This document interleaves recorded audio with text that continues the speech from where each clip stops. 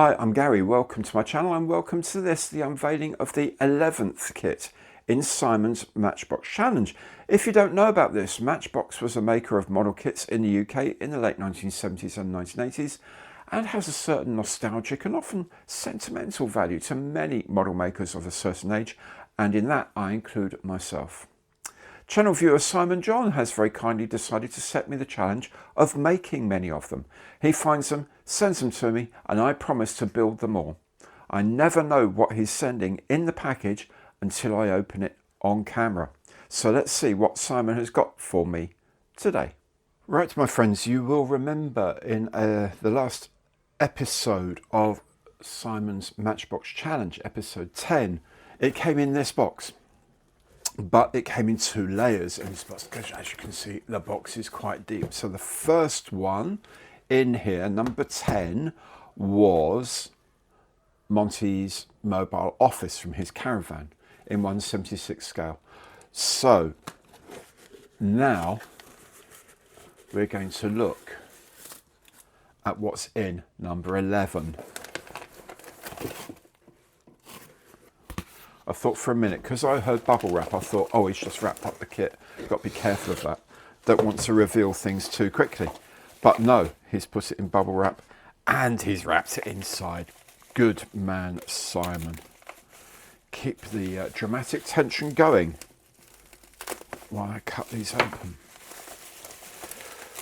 It does wrap them well.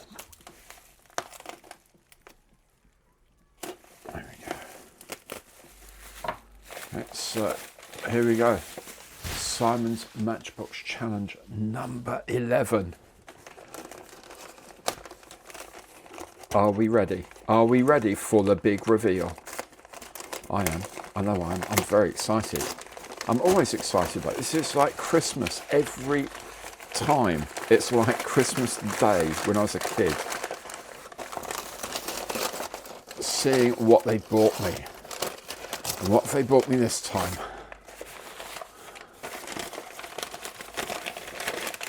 Oh, it's still wrapped, and it is. Oh, that's a Mirage. 3B, so it's a two-seater. I love a Mirage. I really do love a Mirage. It's a beautiful thing. How lovely! Look at it.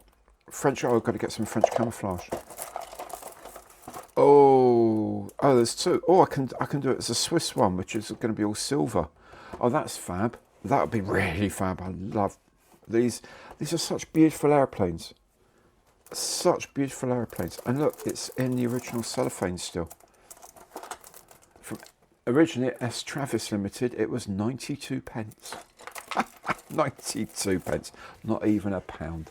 Come on, we've got to have a look.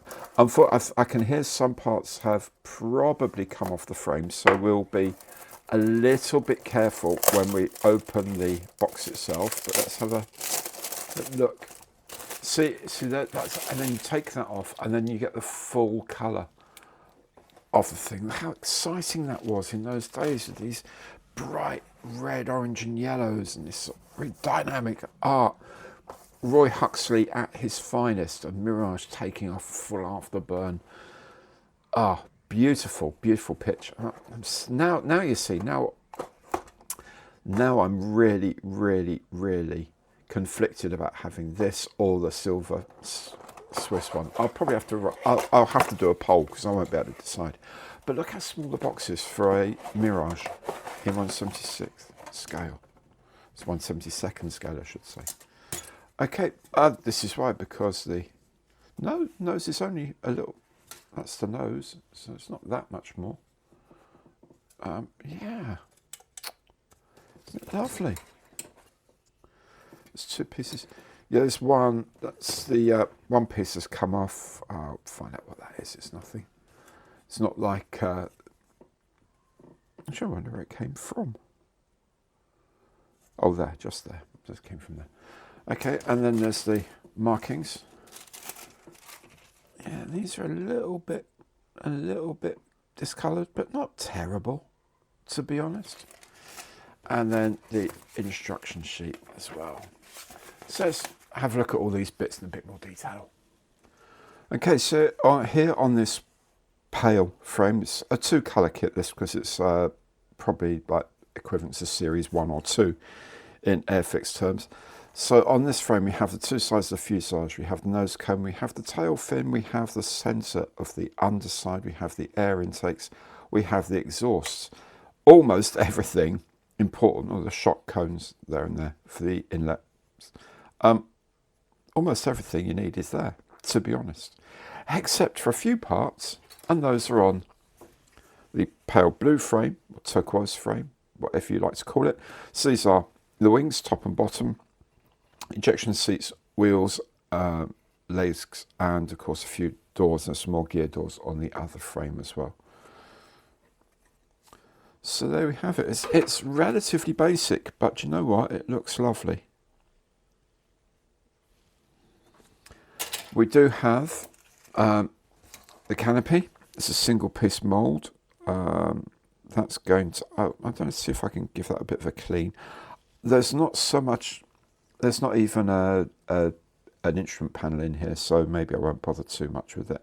Just make sure I get all of the relevant parts masked off. What I didn't realise on this canopy, there's 2 ribs along here, which I guess blowing a whole canopy for the 2 was a bit beyond technology in those days. So they had, because if I'm correct, I think these may have been, I don't know if these were a single piece canopy or 2 individual canopies.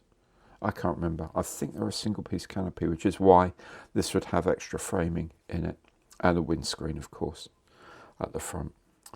The other thing, and as I say this, I'm thinking I'm creating such a rod for my own back, is, look, a lot of these things, some of these access panels, the speed brakes, the line of the elevons, all that are sunken panel lines, but the individual panels between them are all raised. I'm kind of tempted to actually knock those off and make these sunken panel lines, so I can just put just a touch of panel line wash in. The thing is, if I do it for the wings will be relatively straightforward, but if I do it for the wings, I'm going to have to do it for the fuselage as well. And as you can see, there's quite a lot on the fuselage to do, and they're, you know, on these curvy bits and stuff. It's not impossible to do. I should be able to do it. I just don't want to mess it up, really. These access panels, unless you've got, like, I don't know how I'd do those in the right up into this corner. I'm not sure whether that would be possible. I might knock them down a bit and just see if I can get away with doing something. I'll see what I can do. But so many of the other things, like around the rudder, these forward panels on the tail, that all of these are sunken lines, whereas all of these stand out. It's really strange. So maybe I'll rescribe the lines just to be able to put a little bit more detail in, but yeah, we'll see. We'll see. But it's very beautiful. It's a very, very beautiful thing. And you know what? I'm really looking forward to making this. And yes, then the decals for the 2 aircraft. This one from the French Air Force with these don't walk stripes and things, ejection seat warnings.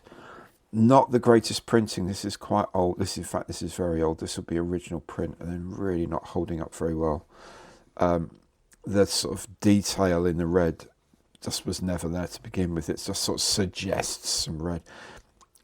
Cartograph these days, that you'd better read without any question. But, you know, for their day and for the scale, I'm sure it's not the worst in the world. I wonder if, well, I'm sure you can get some replacement decals anyway. The Swiss one, of course, the white on the red background, and just some nice cheat lines. And there are some warnings on warning areas. Ne pas marcher, don't walk on, no step. These are for the speed brakes that are on the wings, so shouldn't stand on those. And a couple of little bits, maybe rescue bits and stuff like that. But anyway, they're okay, but I know they're old. I might investigate some slightly more recent ones, especially if I'm going to do the Swiss. I'll look into it. All right, here's the instruction leaflet. Some basic specs here in English, a very, very brief description here as well in English, in French, in German, in Italian, in Spanish, and in Dutch. It's interesting they've added Dutch to this. The colour callout is here, and these are in not any particular, they're just descriptions of colours, so it's like get your own colours basically. They used to maybe do Revell or Humbrol or some other makes of, and actually put numbers in, but here they don't, just, yeah, dark green, dark grey, it'll look fine, whatever. And the instruction sheet itself is just basically a piece of A4. So two halves together with the seats inside and the exhaust inside. Nose cone, probe, canopy, air inlets with the intake shock cones, fin, wings, undercarriage, job's done. A bit more detailing here on what the individual bits and pieces are going to be painted as. And then here, I mean, I don't even bother telling you what the top camouflage looks like, which is it's just amazing, really. But camouflage is for the French aircraft, and it's obviously more camouflage here, but you've got to make that up yourself. Or the silver one from the Swiss Air Force down here. But yeah, basic but functional instructions. Now, I love the Mirage, such an evocative shape of the 1960s, which is when my interest in aviation was really peaked. And that Delta just screams of speed. I haven't made a Mirage 3 for years, so I'm looking forward to building this one, which is what I'll be doing very soon. Now, if you've enjoyed this video, don't keep it to yourself. Tell YouTube by giving it the Imperial thumbs up, hitting the notification bell and subscribing. It's free and a great way to show your support. Thanks so much for watching today, and goodbye.